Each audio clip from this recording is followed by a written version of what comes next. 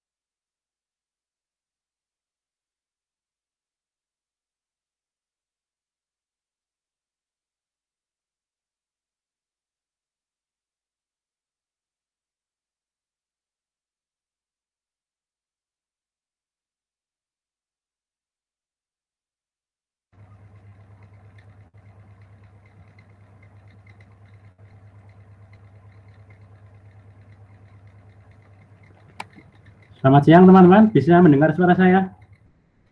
Bisa. Baik, terima kasih, semangat sekali. Kita mulai Semangat. Ya, sip. Kita mulai ya. Sudah 10 menit untuk presensi. Nanti bagi yang belum bisa presensi nanti bisa kirim WA ke WA group ya. Nama sama NIM biar saya presentasikan input manual nanti gitu ya. Oke, saya mulai. Bismillahirrahmanirrahim. Assalamualaikum warahmatullahi wabarakatuh. Waalaikumsalam warahmatullahi wabarakatuh. Selamat siang teman-teman semua, sehat selalu ya. Semoga tetap sehat ya, jaga kesehatan. Oke. Kemudian langsung aja untuk hari ini kita akan membahas tentang memori eksternal ya. Ada beberapa memori eksternal nanti akan dibahas oleh kelompok 7 dan 8 yang akan presentasi. Nah, ini kelompok 7 dan 8 apakah sudah join semua, hadir semua di sini? Sudah siap untuk presentasi?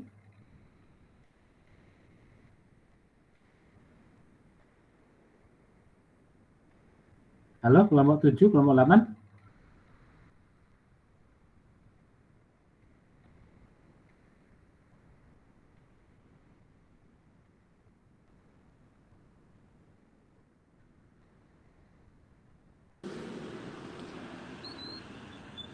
Pak, Gimana? permisi Pak, izin presensi Pak. Anu aja, tulis dulu aja di grup ya, tulis nama sama NIM ya. Siap Pak, makasih ya Pak. Ya. Oke, ini kelompok 7 dan 8 nggak ada suaranya, nggak ada yang speak up. Sudah siap belum?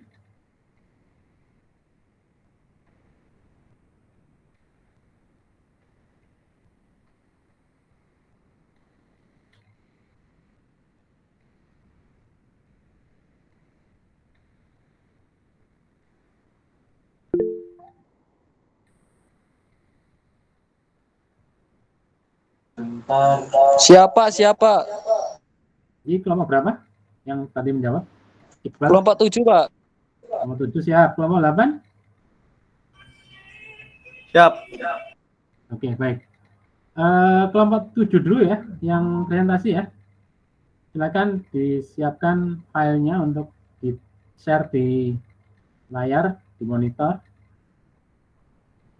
Monggo, kelompok 7 siapa yang mau membuka layar presentasinya?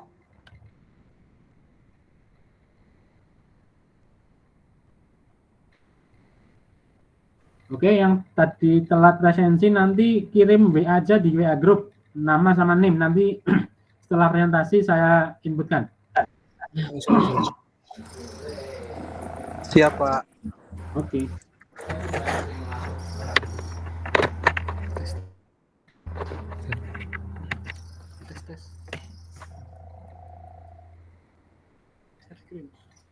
Tes. Ya, suara masuk. Oh, baik Pak. Izin share screen Pak. Silakan. Monggo.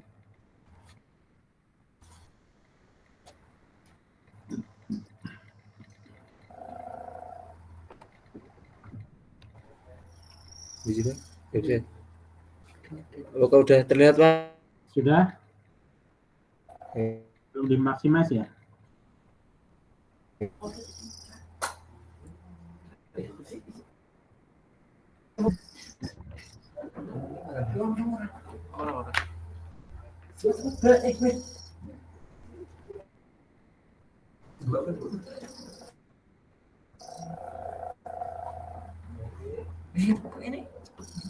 Kelompok 7 hadir semua anggotanya? Hadir Pak. Ini baru siap-siap Pak. Kami satu device. Saya taruh dulu ya. Kami izin pakai satu device saja ya Pak. Nggak apa-apa, ya nggak apa-apa. Gantian nggak apa-apa.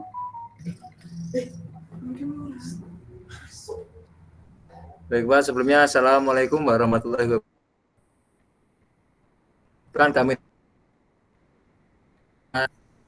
dan tugas presentasi organisasi dan arsitektur komputer. Pertama-tama perkenalan dulu, nama saya Muhammad Syafi'i dengan NIM 231154. Saya Iqbal Maulana Fajar dengan 467. Saya Nur Iksan Kleviriadi dengan NIM 23115487. Saya Muammar Nibros, NIM 365.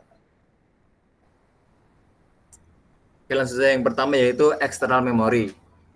External memory adalah jenis perangkat penyimpanan yang berada di luar sistem komputer utama dan digunakan untuk menyimpan data secara permanen atau sementara. Berbeda dengan memori internal seperti RAM yang bersifat volatil dan terpasang di dalam komputer. Memori eksternal bisa dipindahkan dan digunakan di perangkat lain. Contoh memori eksternal termasuk hard disk atau HDD eksternal, solid state drive SSD eksternal, USB flash drive, CD atau DVD, dan kartu memori atau SD card. Selanjutnya yaitu karakteristik memori eksternal. Untuk karakteristiknya yang pertama yaitu mobilitas, yaitu dapat dipindahkan dan dihubungkan ke perangkat yang berbeda. Yang kedua, kapasitas besar. Biasanya memiliki kapasitas penyimpanan yang lebih besar dibandingkan memori internal seperti RAM.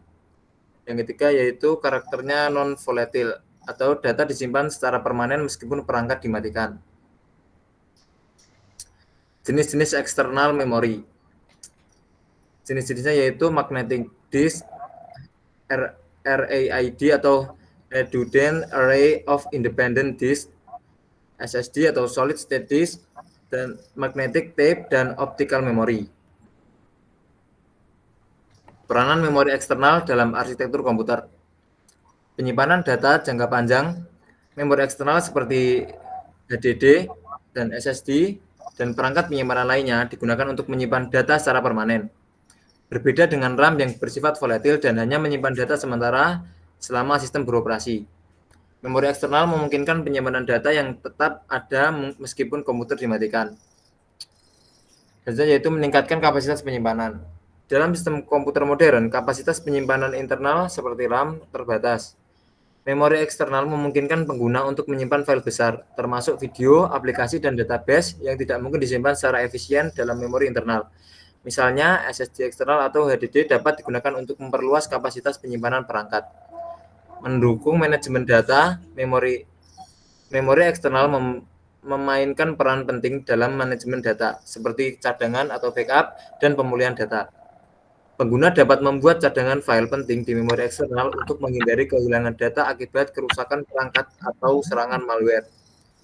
Selain itu, memori eksternal digunakan untuk menyimpan arsip data dalam jangka panjang, mengurangi beban penyimpanan di memori internal. Selanjutnya yaitu magnetic disk. Magnetic disk adalah salah satu jenis perangkat penyimpanan eksternal yang menggunakan prinsip magnetik untuk menyimpan data. Data disimpan di dalam lapisan tipis yang dilapisi material magnetik di permukaan disknya. Karakteristik magnetic disk. Struktur dan cara kerja, disk ini terdiri dari piringan atau platter yang berputar, dan di atasnya terdapat kepala baca atau tulis read or write head. Data disimpan dalam bentuk bit-bit magnetik pada permukaan piringan tersebut. Kapabilitas penyimpanan. Magnetic disk memiliki kapasitas penyimpanan yang besar, sering kali mencapai beberapa terabyte, yang memungkinkan penyimpanan file berukuran besar seperti video, gambar, dan aplikasi. Selanjutnya yaitu kecepatan akses. Kecepatan akses data pada magnetic disk lebih lambat dibandingkan teknologi penyimpanan yang lebih baru seperti SSD karena adanya komponen mekanis yang bergerak. Selanjutnya yang terakhir yaitu penggunaan umum. Digunakan dalam komputer, server, dan pusat data untuk menyimpan data jangka panjang. Selain HDD, magnetic disk juga digunakan dalam floppy disk yang dulu populer tetapi kini sudah jarang digunakan. Keuntungan dan kerugian magnetic disk. Keuntungannya yaitu kapasitasnya besar dan harganya yang lebih relatif murah dibandingkan teknologi penyimpanan lainnya. Kerugiannya yaitu lebih rentan terhadap kerusakan mekanis dan lebih lambat dalam kecepatan baca dan tulis dibandingkan SSD.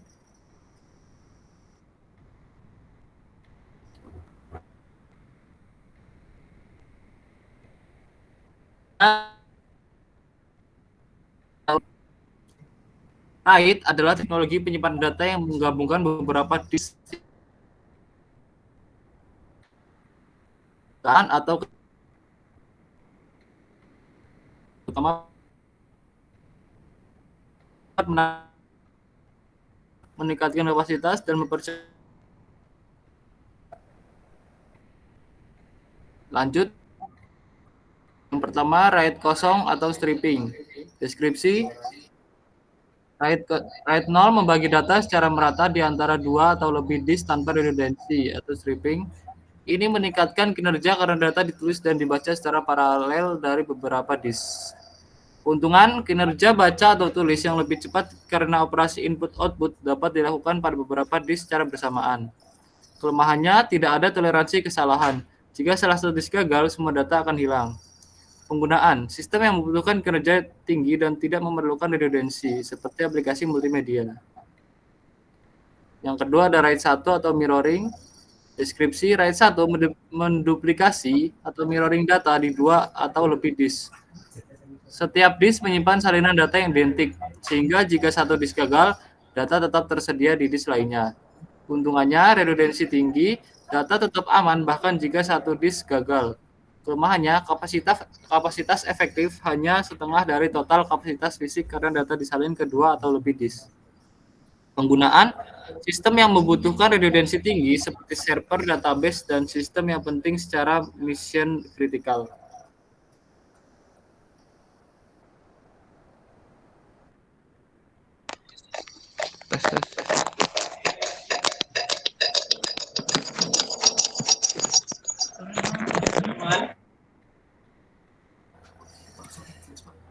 Apakah suaranya jelas ya, Pak? Jelas. Lanjut, RAID 5. Stripping with parity. Deskripsi RAID 5 membagi data di 3 atau lebih disk dengan satu bagian dari setiap strip berfungsi sebagai parity yang digunakan untuk memulihkan data jika salah satu disk gagal. Parity tersebar di semua disk. Keuntungannya adalah keseimbangan antara kapasitas, kinerja, dan redundansi. Jika satu disk gagal, data dapat dipulihkan dari disk lain menggunakan informasi parity. Kelemahannya adalah kinerja penulisan sedikit lebih lambat karena perhitungan parity dan penulisan ekstra yang diperlukan. Jika lebih dari satu disk gagal, data akan hilang. Penggunaannya, sistem yang membutuhkan toleransi kesalahan dan kapasitas penyimpanan yang lebih besar, seperti server penyimpanan data. Lanjut, ada RAID 6 atau stripping with double parity. Deskripsi, RAID 6 mirip dengan RAID 5, tetapi menggunakan dua lapisan parity yang tersebar di beberapa disk. Ini berarti RAID 6 dapat menangani kegagalan dua disk sekaligus. Keuntungan, redundansi lebih tinggi dibandingkan RAID 5 karena dapat bertahan dari kegagalan dua disk. Kelemahan, kinerja penulisan lebih lambat dibanding RAID 5 karena perhitungan dua parity dan juga membutuhkan kapasitas penyimpanan tambahan untuk menyimpan dua set parity. Penggunaannya, sistem dengan kebutuhan toleransi kesalahan yang sangat tinggi seperti penyimpanan arsip dan sistem mission critical. Lanjut, ada RAID 10, 1+0, mirroring and stripping. Deskripsi, RAID 10 adalah gabungan dari RAID 1 dan RAID 0. Data di stripping di beberapa disk dan setiap disk di mirror untuk redundansi. RAID 10 membutuhkan setidaknya 4 disk. Keuntungannya, menggabungkan kinerja RAID 0 dengan redundansi RAID 1, kinerja baca atau tulis yang cepat dan toleransi kesalahan yang tinggi. Kelemahan, kapasitas efektif hanya setengah dari total kapasitas fisik, karena data di mirror. Biaya lebih tinggi karena membutuhkan lebih banyak disk. Penggunaan, sistem yang membutuhkan performa tinggi dan keandalan, seperti database yang intensif, input-output, atau aplikasi yang penting secara mission critical. Lanjut, ada RAID 50, stripping with parity and mirroring. Deskripsi, RAID 50 menggabungkan RAID 5 dan RAID 0. Data di stripping di beberapa array RAID 5 meningkatkan kecepatan baca atau tulis dan menawarkan toleransi kesalahan. Keuntungan, meningkatkan kinerja RAID 5 dengan menambahkan elemen stripping RAID 0, memberikan kapasitas dan keandalan. Kelemahan, lebih mahal karena membutuhkan lebih banyak disk. Jika salah satu RAID 5 grup mengalami kegagalan, seluruh sistem RAID 50 bisa rusak. Penggunaan, sistem penyimpanan berkapasitas besar yang membutuhkan kecepatan dan toleransi kesalahan. Keuntungan dan kekurangan RAID. Keuntungan RAID, yang pertama ada keandalan. RAID menawarkan berbagai tingkat toleransi kesalahan, terutama RAID 1, 5, dan 6. Kinerja, RAID dapat meningkatkan kinerja baca atau tulis, terutama RAID 0 dan 10. Yang ketiga ada kapabilitas penyimpanan. RAID memungkinkan penggunaan beberapa disk sebagai satu kesatuan logis, meningkatkan kapasitas penyimpanan total. Kekurangan RAID, yang pertama ada biaya. RAID sering memerlukan lebih banyak disk, terutama pada level RAID dengan redundansi tinggi seperti RAID 1, 6, atau 10. Yang kedua ada kerumitan. Pengelolaan dan konfigurasi RAID bisa lebih rumit daripada penggunaan satu disk biasa. Yang ketiga ada risiko kehilangan data. Jika tidak dikonfigurasi dengan benar, kegagalan RAID bisa menyebabkan kehilangan data. Penggunaan RAID. RAID banyak digunakan di berbagai lingkungan, terutama dalam sistem server, penyimpanan data perusahaan, serta pusat data, di mana kecepatan, kapasitas, dan keandalan sangat penting. RAID juga digunakan di komputer pribadi bagi pengguna yang membutuhkan kinerja atau keamanan data yang lebih baik.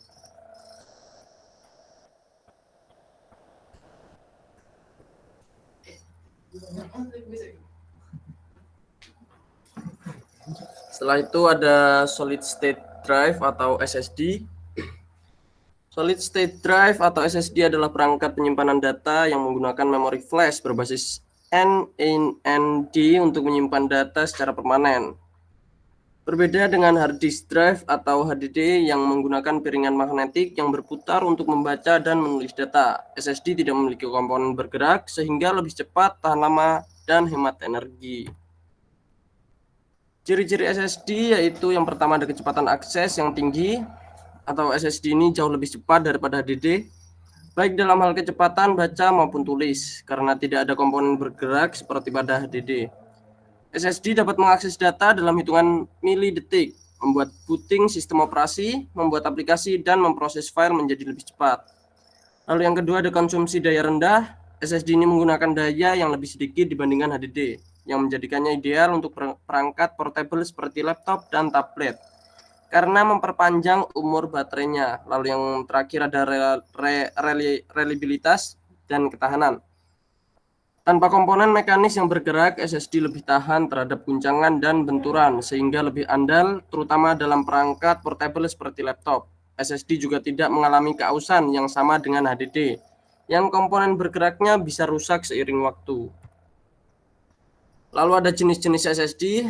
Yang pertama ada SATA SSD. SSD jenis ini menggunakan antarmuka SATA atau serial ATA, yang juga digunakan oleh HDD. SATA SSD menawarkan kecepatan yang lebih cepat daripada HDD tradisional, tetapi kecepatannya terbatas oleh protokol SATA atau sekitar 550 MB per second.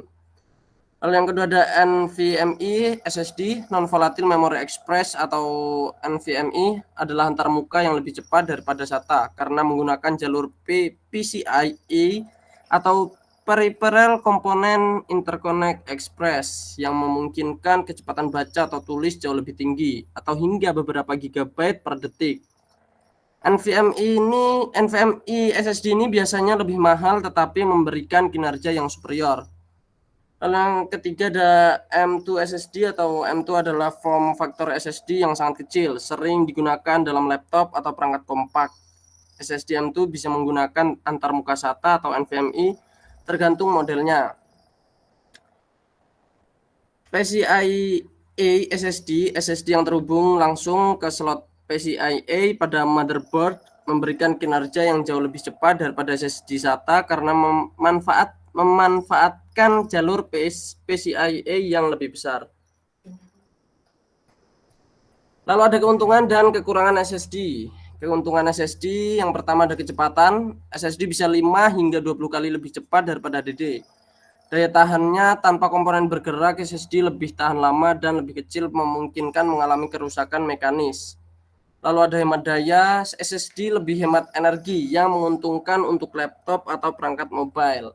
Ringan dan kompak juga, SSD yang berukuran lebih kecil dan ringan daripada HDD. Kekurangan SSD yaitu dari harganya, SSD biasanya lebih mahal daripada HDD per gigabyte penyimpanannya, meskipun harganya terus turun. Lalu ada kapasitas, HDD masih lebih unggul dalam kapasitas penyimpanan besar dengan harga yang lebih rendah, sehingga lebih cocok untuk penyimpanan massal. Lalu untuk penggunaan SSD, yang pertama laptop dan komputer desktop. SSD digunakan untuk sistem operasi dan aplikasi yang memerlukan kecepatan tinggi, server dan pusat data untuk memproses data yang cepat seperti dalam server basis data dan cloud storage. Lalu yang ketiga adalah perangkat portable. Karena ukuran yang kecil dan konsumsi daya yang rendah, SSD ideal untuk perangkat portable seperti ultrabook dan tablet.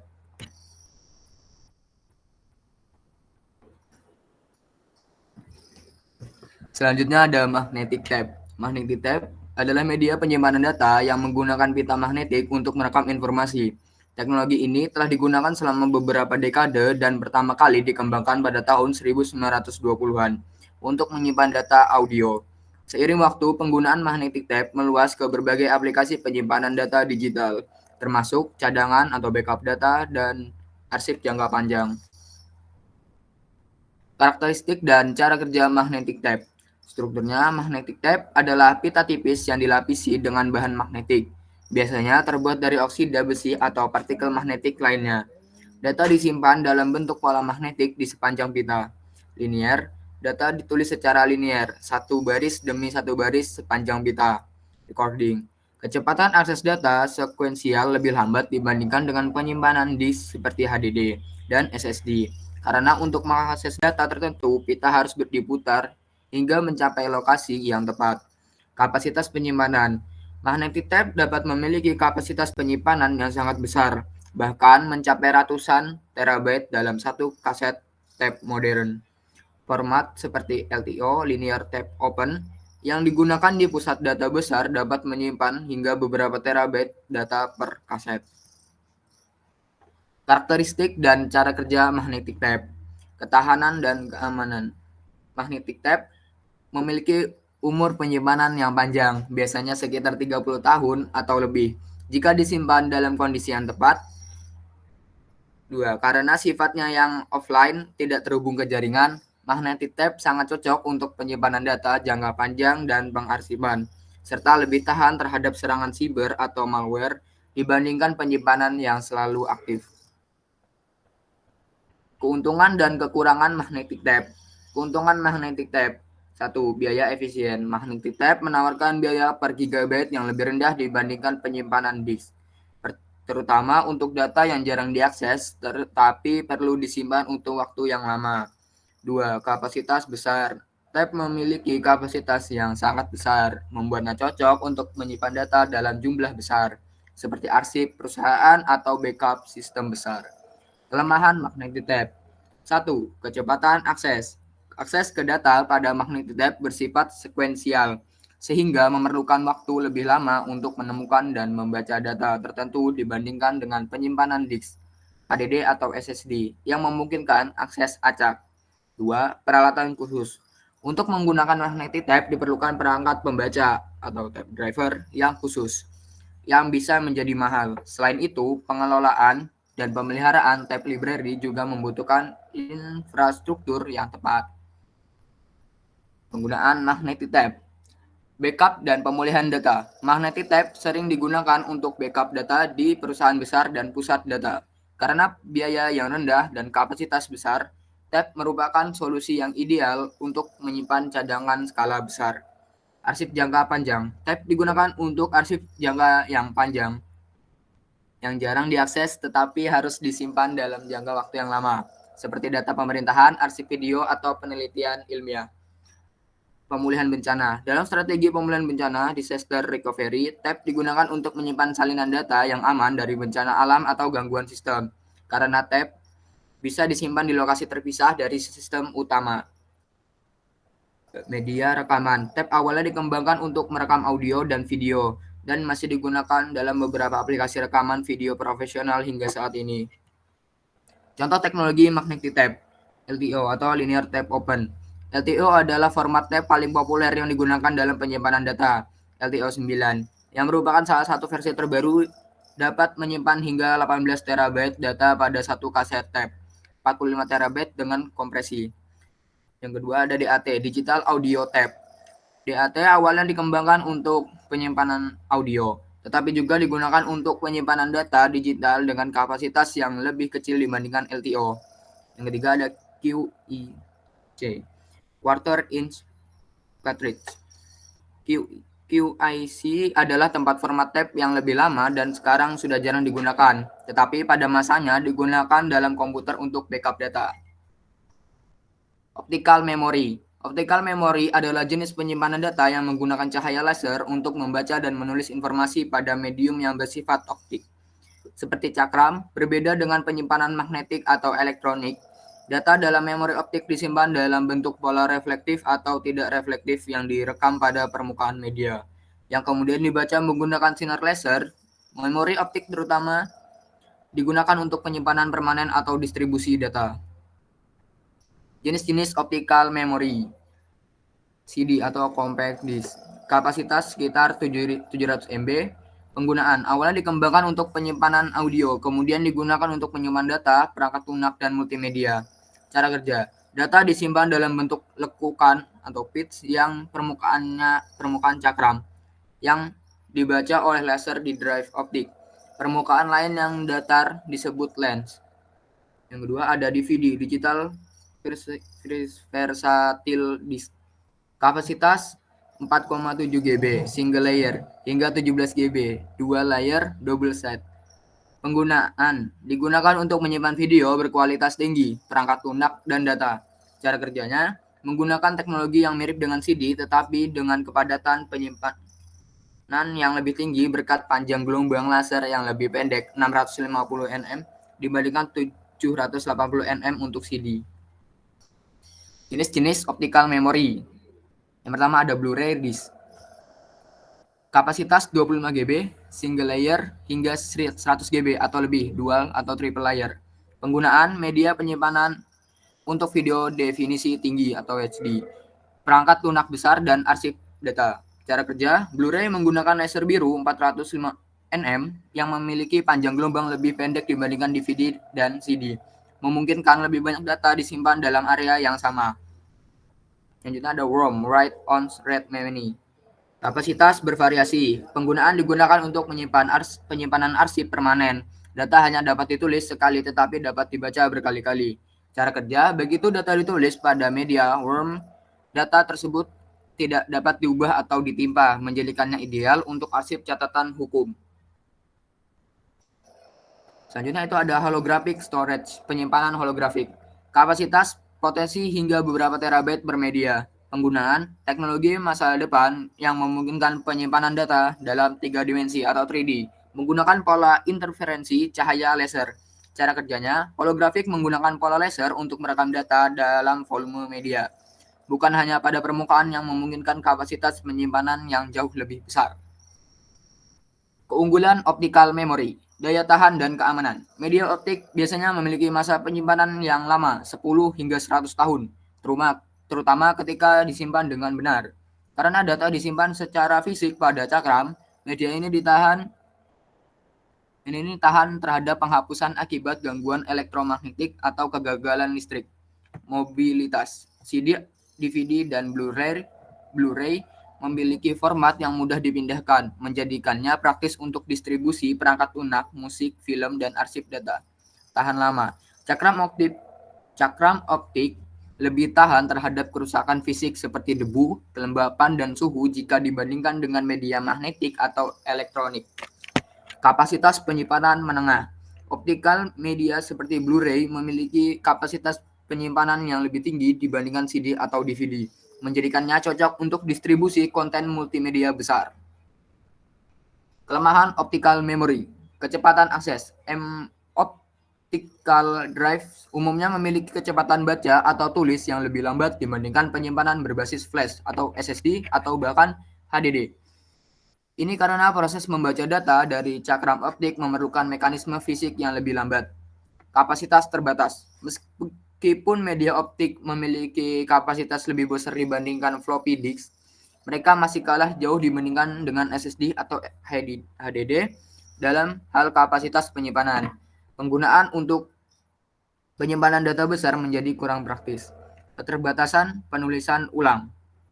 Tidak semua media optik dapat ditulis ulang. Format seperti CDR dan DVD-R hanya bisa ditulis sekali, sementara CD-RW atau DVD-RW memungkinkan penulisan ulang, tetapi tetap terbatas dalam jumlah penulisan ulang.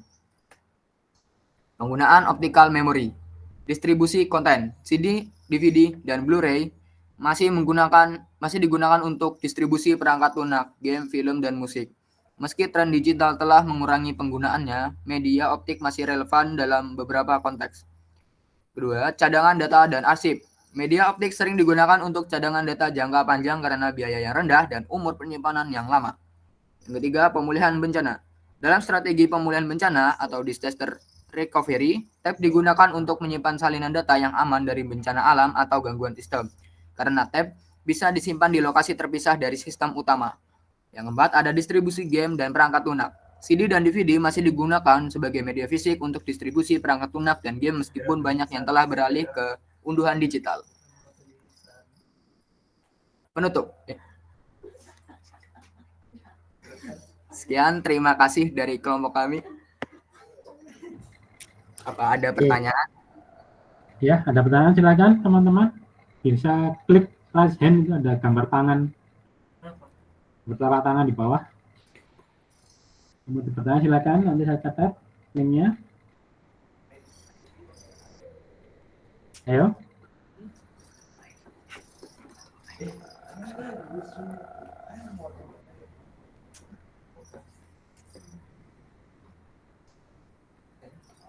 Apakah ada pertanyaan?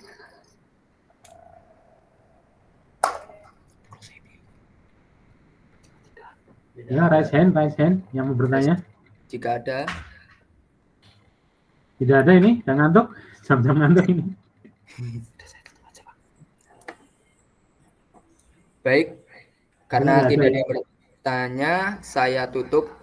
Wassalamualaikum warahmatullahi wabarakatuh. Waalaikumsalam warahmatullahi wabarakatuh. Terima kasih kelompok 7 ya. Waalaikumsalam. Silakan di stop presenting dulu. Nah, Ya, lanjut sudah, kelompok 8 silakan. Siapa yang mau membuka layar presentasinya? Baik Pak, sebentar Pak. Ya, Ahmad Taufik ya. Oke, silakan. Rizal Anggoro Pak yang bukanya Pak. Oh ya, silakan. Kelompok 8 lengkap ya anggotanya atau enggak? Lengkap Pak, lengkap 4 Lengkap, orang. 4 orang? Iya Pak. Oh, 4.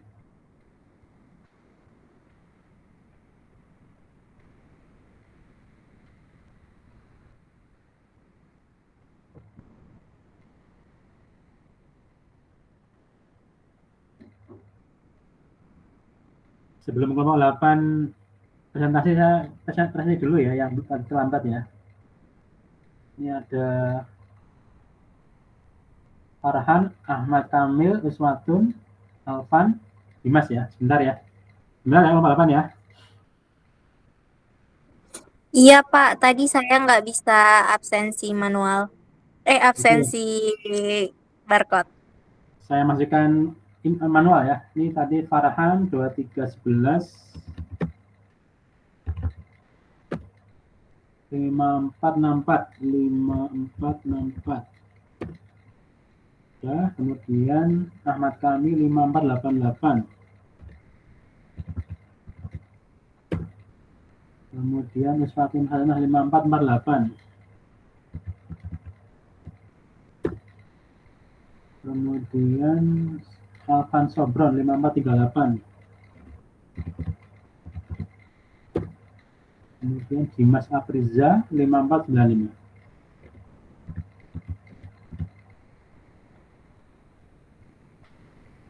Ya, sudah. Silakan kelompok 8 untuk presentasi dimulai. Assalamualaikum warahmatullahi wabarakatuh. Assalamualaikum. Kami dari kelompok 8 dengan anggota saya sendiri Ahmad Nurofik dengan NIM 23115475, lalu Rizal Anggoro dengan NIM 23115498, lalu ada Muhammad Dwi Tegar Saputra dengan NIM 23115458, dan terakhir adalah Ahmad Baihaqi dengan NIM 23115497.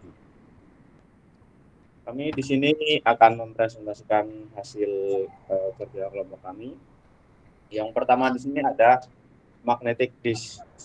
Magnetic disk adalah salah satu jenis media penyimpanan eksternal yang paling umum dan masih digunakan hingga saat ini. Data disimpan dalam bentuk medan magnet pada permukaan disk yang berputar. Contoh paling umum adalah hard disk drive atau HDD. Cara kerja. Data ditulis dan dibaca menggunakan kepala baca atau tulis magnetik yang bergerak melintasi permukaan disk. Kelebihan. Kapasitas penyimpanan yang besar, biaya per gigabyte rendah. Kekurangan. Kecepatan baca atau tulis yang lebih lambat dibandingkan dengan SSD, rentan terhadap kerusakan fisik. Penggunaan. Umum digunakan dalam komputer desktop, laptop, dan server.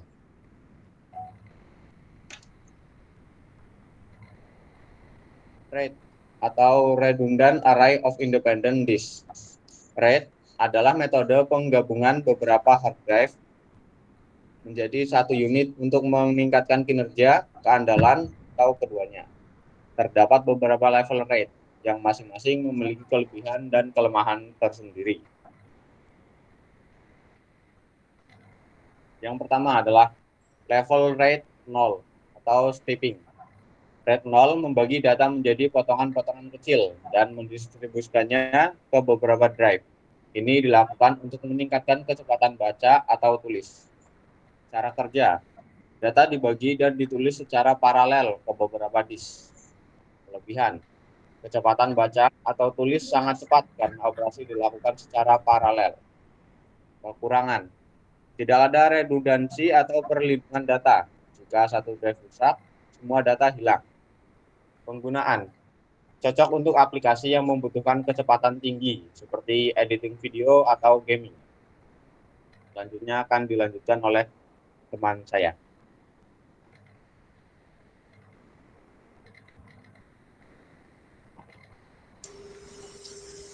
Level RAID level 1 RAID 1 mirroring. RAID 1 menggandakan data di 2 atau lebih drive setiap data yang ditulis ke satu drive juga ditulis ke drive lain atau memory. Cara kerja, data ditulis secara identik ke dua drive. Jika satu drive gagal, drive lain masih memiliki salinan data. Kekurangan, biaya penyimpanan 2 kali lipat karena memerlukan 2 drive untuk menyimpan satu salinan data. Kelebihan, redundansi penuh jika satu drive rusak, data tetap aman. Penggunaan, cocok untuk sistem yang membutuhkan keandalan tinggi seperti server dan penyimpanan data penting.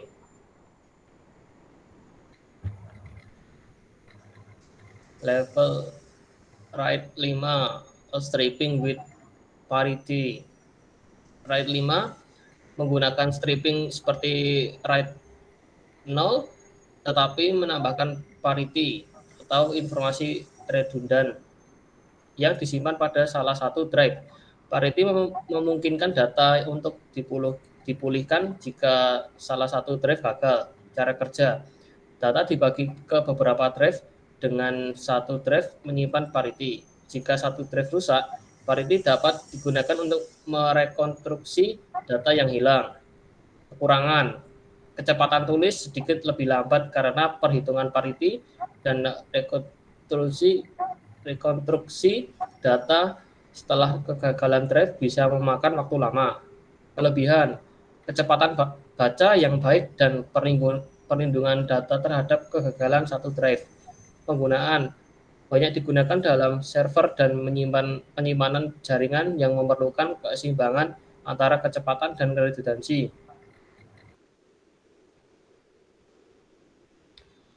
Level RAID 6, dual parity. RAID 6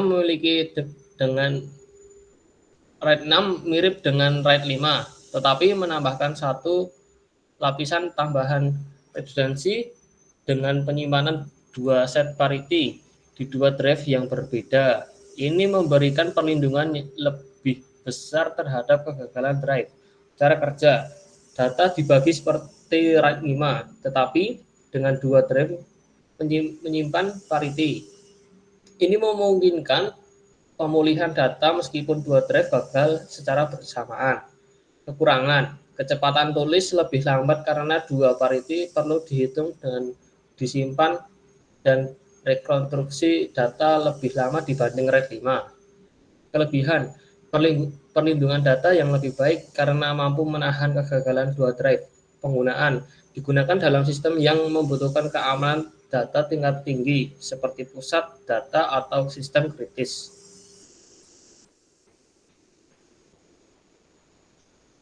Level RAID 10, RAID 1+0. RAID 10 adalah kombinasi dari RAID 1 mirroring dan RAID 0 stripping. Data pertama kali di mirror, kemudian di strip untuk meningkatkan kecepatan baca atau tulis. Cara kerja, data di mirror pada 2 drive, lalu dibagi di antara 2 set mirroring untuk memberikan kecepatan dan redundansi. Kekurangan, biaya tinggi karena membutuhkan minimal 4 drive atau 2 untuk stripping dan 2 untuk mirroring.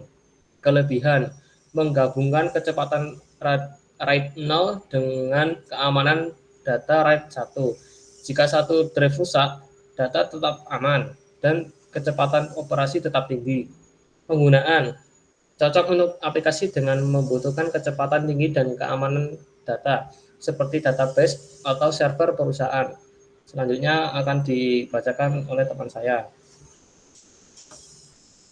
Baik, selanjutnya level RAID 50, RAID 5+0. RAID 50 adalah kombinasi dari RAID 5 dan RAID 0, di mana beberapa set RAID 5 di stripping bersama-sama. Ini memberikan keseimbangan antara kinerja, kapasitas, dan keandalan. Cara kerja, beberapa array RAID 5 digunakan untuk stripping. Jika satu drive dalam salah satu array gagal, data masih dapat dipulihkan menggunakan parity. Kelebihan, kinerja lebih tinggi daripada RAID 5 saja dengan perlindungan redundansi. Kekurangan, biaya lebih tinggi karena memerlukan lebih banyak drive dan kompleksitas pengaturan. Penggunaan digunakan dalam lingkungan bisnis yang memerlukan kapasitas besar dengan kinerja yang tetap tinggi. Selanjutnya yaitu SSD, Solid State Disk.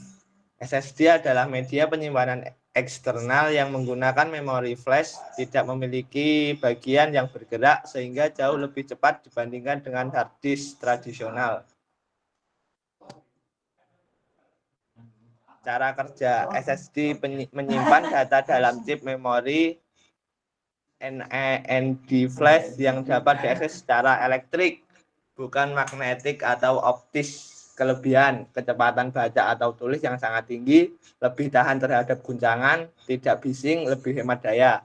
Kekurangan, harga per gigabyte lebih mahal daripada HDD meskipun harga turun-menurun. Penggunaan, umum digunakan dalam laptop modern, komputer high-end, dan perangkat portable lainnya. Baik, selanjutnya dijelaskan dengan teman saya.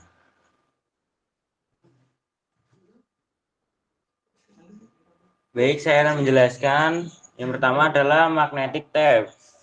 Magnetic tape adalah salah satu bentuk penyimpanan tertua yang masih digunakan, terutama untuk keperluan backup dan arsip data jangka panjang. Media ini menggunakan pita magnetik yang digulung pada gulungan atau kaset. Lanjut.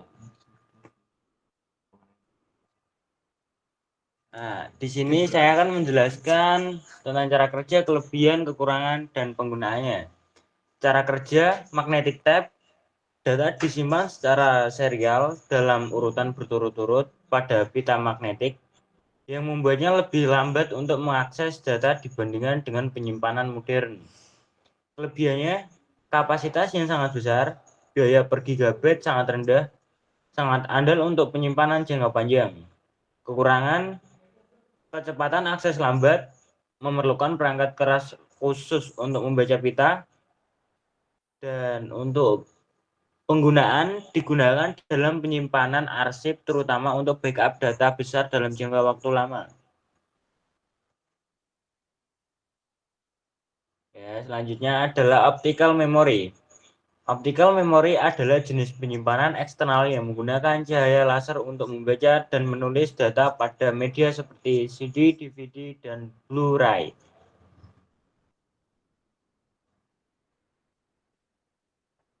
Cara kerja optical memory yaitu laser digunakan untuk membakar titik-titik kecil pada permukaan disk untuk penyimpanan data yang kemudian dibaca oleh perangkat pemutar disk. Kelebihan, umur penyimpanan yang panjang, relatif murah, baik untuk distribusi data.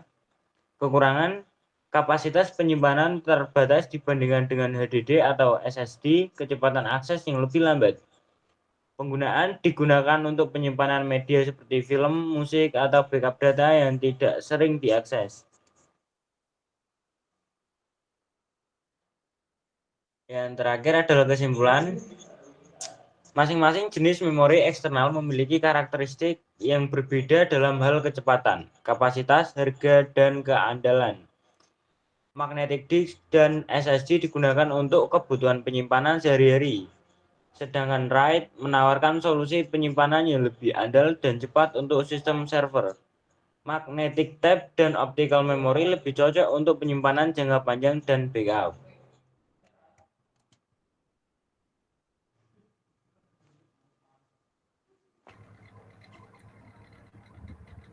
Sekian saja materi yang kami sampaikan. Apakah ada yang ingin bertanya? Ya, silakan teman-teman yang lain yang mau bertanya. Ada poinnya ini.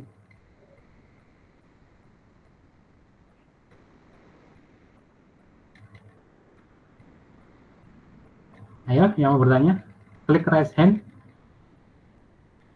Biar kelihatan.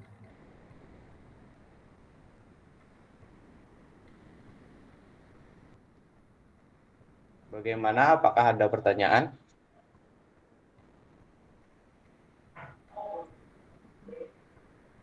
Ya, tentunya sepi. Nggak ada minat untuk bertanya ya. Ya. Ini lagi ada pertanyaan?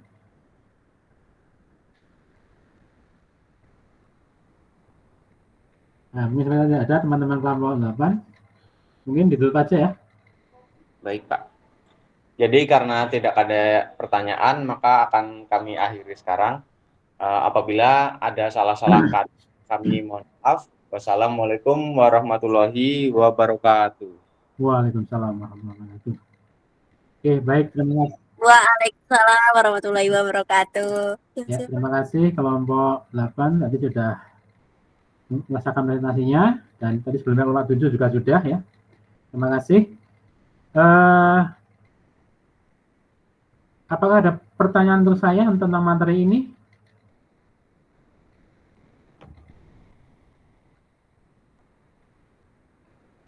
Tidak ada? Oke, kalau tidak ada, ini saya tunjukkan materi dari saya, sudah saya upload di Classroom ya.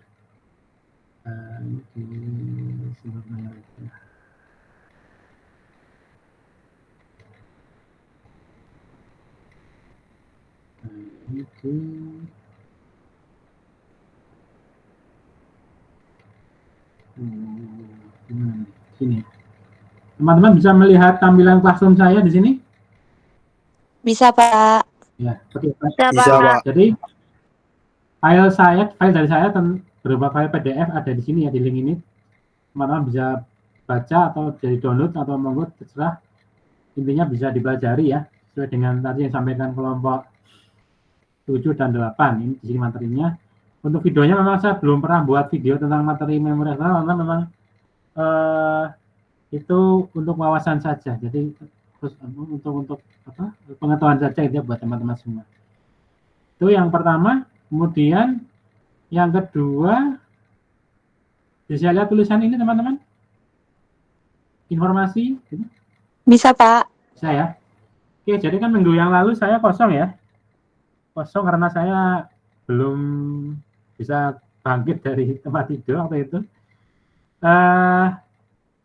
Untuk penggantinya, rencana akan saya laksanakan minggu depan, hari Kamis, sesi yang terakhir, sesi sore atau sesi malam.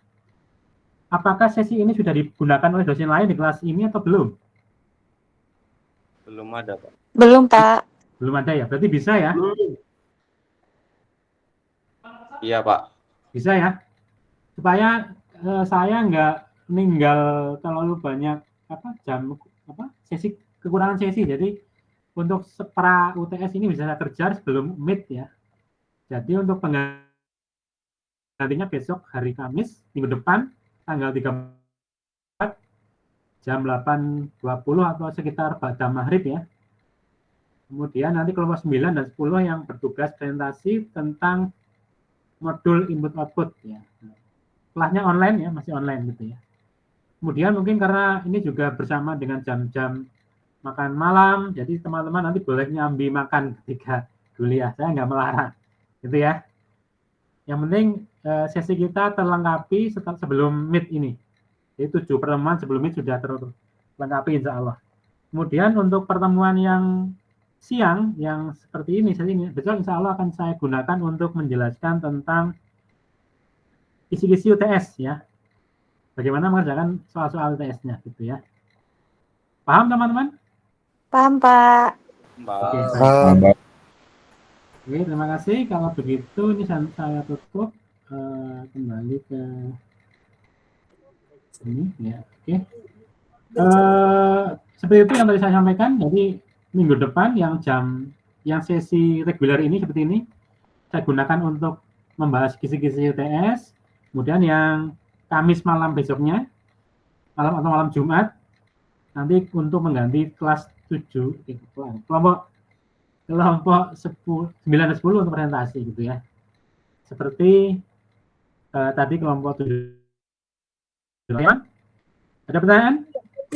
Iya, Pak. Terima kasih. Iya, Pak. Siap, Pak. Ada yang belum presensi sebelum saya akhiri? Saya, Pak, belum presensi, Pak. Pak. 5 berapa? 464, Pak. 5464. 5464. Siapa? Namanya? Udah ya Pak. Makasih ya Pak. Mas, namanya siapa? Farhan Farhan. Ardiansyah Pak. Farhan sudah, 5464. Yang Saya lain juga ada? belum, Pak. Siapa? Nimnya Juga berapa? belum, Pak. 5488. 54 88. 5488. Sebentar. Saya juga belum, Pak. Sebentar. Loh, 54. Oh. 23 11 54 88. Iya, Pak, 72. benar. 54 88 itu enggak ada. Saya 72, Pak. Oh, 54 sudah 72. presensi ini. 54 88 sudah presensi. Siapa berapa nih? 5? 72, Pak. 54 54 72. Iya, Pak. Gregorius Jeprian. Iya, Gregorius sudah ini bosnya. Ya, yang lain? Ada lagi yang lain? Cukup? Cukup, Pak. Cukup ya. Terima kasih ya Pak. Ya. Baik, teman-teman. Sekali terima kasih. Insya Allah kita ketemu minggu depan. Insya Allah akan ada 2 sesi ya. Sesi pengganti, sesi sama sesi reguler. Semoga kita ketemu dalam keadaan sehat juga. Teman-teman, jaga kesehatan ya. Jangan sampai sakit nggak enak ya. Apalagi sampai harus ada tindakan-tindakan khusus sangat-sangat tidak enak gitu ya. Oke. Terima kasih lagi dan saya ucapkan selamat sore. Saya akhiri. Assalamualaikum warahmatullahi wabarakatuh. Semoga sehat selalu. Terima kasih Pak. Ya, terima kasih.